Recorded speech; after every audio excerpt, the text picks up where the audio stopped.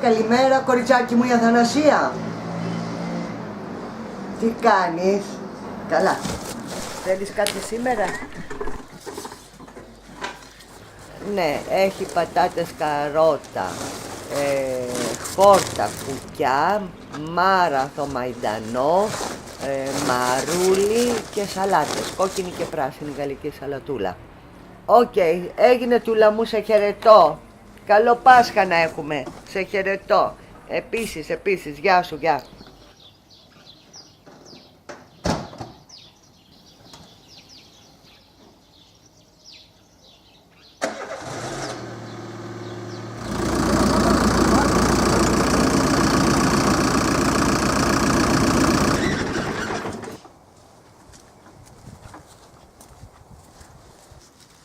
Πάει ο Γιώργο,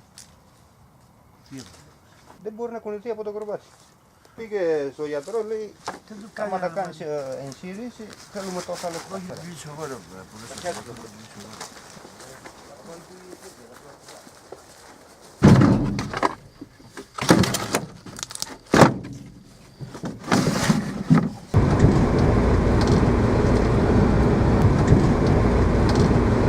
Λοιπόν, βγάλε για εδώ, αγάπη. Βγάλε 1, 2, 3, 4 εδώ. Όχι, 1, 2.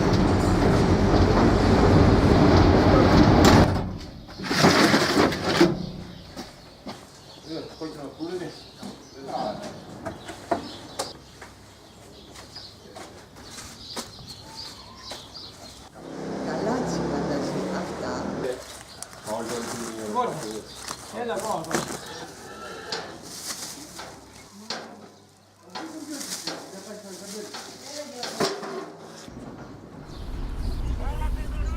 Έλα, Θανασία, πού είσαι, καλέ? Ξεκίνησα τώρα από το... Πού θα βρεθούμε έχει σημασία.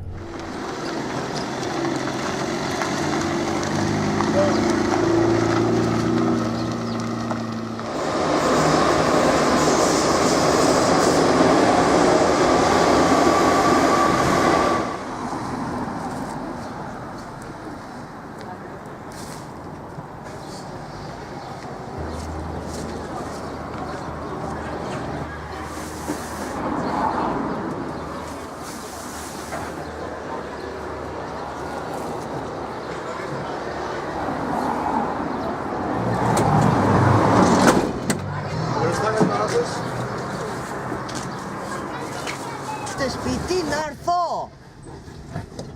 Ωραία. Ναι, είμαι στην Σούτσου, είμαι και το παράλληλο. Έλα, φιλάκια, γεια. Γνωρίζεις νέες οικογένειες, νέα ζευγάρια, χωρισμένες μανάδες με παιδιά, χωρίς το καλάθι, χωρισμένους μπαμπάδες, πώς την παλεύουν όλοι αυτοί μες στην κρίση. Συνήθως υπάρχει και λίγο χρόνος για κουβέντα. Τάκη ο Κώστας.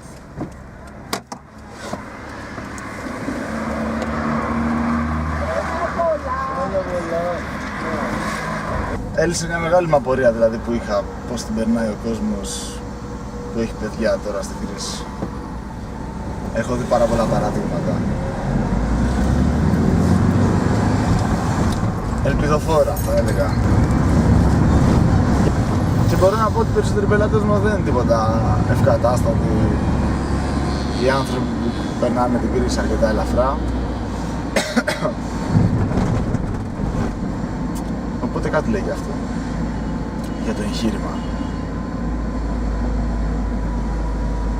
Ότι είναι χρηστικό για τους ανθρώπους αυτούς.